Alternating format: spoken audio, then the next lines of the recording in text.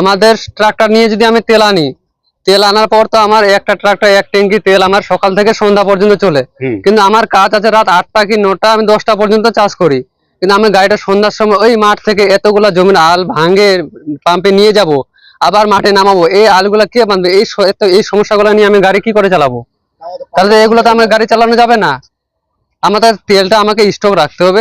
আমার লোক আছে, আমার পাম্পে যাবে, তেল নিয়ে আসবে, মাঠে নিয়ে আসবে। কিন্তু আমার তো সকাল থেকে সন্ধ্যা পর্যন্ত চালালে হবে না, আমাকে তো আরো চাষ করতে হবে। 8টা পর্যন্ত চলবে আমার গাড়ি, 8টা পর্যন্ত এক ট্যাঙ্কি তেলে, আর রাত 8টা পর্যন্ত চলবে না। পেট্রোল পাম্পে আপনাদের হচ্ছে আমাদের জন্য ড্রামে তেল দেওয়া হয়, না হলে আমাদের এই গাড়ি চলবে না। আপনার নাম? আমার নাম মনিরুল হোসেন। মানে ডিজেলের সমস্যাগুলো সমাধান না হলে তো কৃষক বাঁচবে না। এবার আমাদের মনে করেন যে আমার বাড়ি এখান থেকে পাম্পে গেলে আমার 6-7 কিলোমিটার। এবার বাইক নিয়ে গেলে পরে আমার 30-40 টাকা তেলে হয়ে যাচ্ছে, সাথে একটা ছেলেও যাচ্ছে।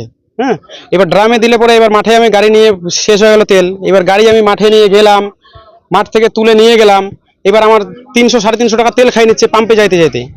তাহলে ওই দিক দিয়ে ওই টাকাটা আমরা কোথায় তুলবো? তাহলে তো অটোমেটিকলি আমাদেরকে কৃষকদেরকে রেট চাপতে হচ্ছে। ওই ক্ষেত্রে আমি প্রশাসনকেও বলবো যে এই জিনিসগুলো একটু লক্ষ্য দিক। আর পাম্পে এরকম আমাদের এমন সিস্টেম করে যে বেশি টাকা তেলও দিচ্ছে না, প্লাস গাড়ি নিয়ে না গেলে তো তেল দিচ্ছে না, ওরা ওদের ইচ্ছা মতো ইয়ে করতেছে। সব জিনিস এমন ইয়ে হয়ে গেছে, এটাই আমি বলবো। সব জায়গায় সংগঠনটা সদস্য হলে কি কি লাভ পাবে ট্রাক্টর মালিকরা? সংগঠন তৈরি করার আমাদের এটাই হচ্ছে কারণ, বা এটাই বৃদ্ধি পাবে যে আগে আমরা কাজ করতাম অনেক রেট নিয়ে। কেউ কাজ করতাম লটার বেটার 1000 টাকা, কেউ করতাম 1200 টাকা, কেউ করতাম 900 টাকা। আমাদের ইউনিয়নের কমিটি থেকে যেটা নির্ধারিত হলো, যে পার্টিসিপেট থাকলো, যে এখন সবাই মিলে 1200 টাকা করে ঘন্টা থাকলো, সেটাই সব থেকে বড় লাভ। এবং আগে আমরা ধান মারতাম 20-এ 1 কাঠি, এখন 20-এ আমাদের হলো 1.5 কাঠি। সেই বিষয়ে আমাদের কিছু প্রত্যেকটা ট্রাক্টর ইউনিয়ন কমিটি সবাই ফায়দা থাকলো। এবং অন্য জিনিসের যেমন ধান, গম, সরিষা যেগুলো রেট বৃদ্ধি করা হলো, সবটাই অবশ্যই ফায়দা থাকবে। এবং আমাদের বার্ষিক পার্টিসিপেটের জন্য 500 টাকা করে নির্ধারিত করা হলো। আর একটা যে ট্রাক্টর ইউনিয়নে একটাই লাভ হতো। নিলেন আপনারা? আমরা সিদ্ধান্ত নিলাম সবাই মিলে আমরা ইউনিয়ন করব। আর ইউনিয়ন করার পর থেকে আমাদের একটা সিস্টেম হচ্ছে, সিস্টেম অনুযায়ী সবাই মিলে একসঙ্গে চলবো। কিশোর ইউনিয়ন করলেন আপনারা? আমাদের ট্রাক্টর ইউনিয়ন।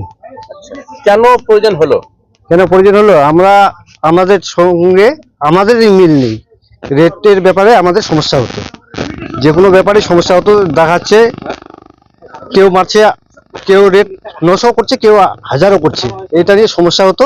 ওটা আমরা সবাই মিলে বসে একটা সিদ্ধান্ত করছি, একটা রেট ধার্য করা হলো। কি রেটটা ধার্য করা হয়েছে? রেটটা ধার্য করা কি সমস্যা হবে? সবসময় সমস্যা হবে কি, এতগুলা গাড়ি যদি মাঠ থেকে উঠে আমরা যাই, তাহলে রাস্তাও কাদা হবে, পাম্পও আবার ঝঞ্ঝাট হবে। একটা গ্রামত কতগুলা গাড়ি আছে, অনেকগুলা গাড়ি আছে। প্রশাসন ব্যাপারটা দেখুন। হ্যাঁ, প্রশাসন এটা মদক দেখুক আর কি আমাদের হাল কি হচ্ছে। প্রশাসন দেখুক, বা আমরা ইউনিয়ন থেকেও চিঠি করব। হ্যাঁ, আমরা ইউনিয়ন থেকে চিঠি করব। আপনার নাম? আমার নাম সুবোধ দেব শর্মা। মাইলেজ কিরকম দেয়? মনে করেন আপনি 20 কিলোমিটার যাবেন বা 30 কিলোমিটার যাবেন, কতটুকু তেল ফুটতে পারে 20 কিলোমিটার বা 30 কিলোমিটার যেতে গেলে আমাদের ম্যাক্সিমাম মানে 700 থেকে 800 টাকার মতো তেল খাবে। তাহলে এইভাবে তো সম্ভব না, এটা তো কৃষকের উপর চাপ পড়ে যাবে। কারণ আমরা যে 800 টাকা যে আমাদের তেল যে পুড়ে যাব, এই ক্ষতিপূরণ তো আমরা কৃষকের কাছ থেকে উঠাবো, তাহলে তো মূল্যবৃদ্ধি কৃষকের আরো বাড়ি যাবে। তাহলে এইভাবে কি করে আমরা চালাবো গাড়ি? আপনারা চাইছেন আপনাদের ডিজেলের সমস্যা মিটিয়ে যাক এবং কৃষক বেঁচে যাক নাকি? হ্যাঁ, যেন কৃষকও, আমরা তো কৃষক, যে আমরা যে গাড়ি নিচ্ছি, আমরা তো কৃষক, আমরা তো জানি যে কি কত ইয়ে হচ্ছে, প্রফিট হচ্ছে। জমিতে তো কোনো প্রফিট নাই। মানে মেন আপনাদের হচ্ছে যেন আমাদের ডিব্বাতে যেন তেল দেয়। মোটরসাইকেলে গেলে আমাদের 20-30 টাকা খরচার মধ্যে হয়ে যায়, ট্রাক্টর নিয়ে গেলে 700-800 টাকা ওখানে খরচা হচ্ছে। ডিজেলের সমস্যাগুলো কম হলেই তো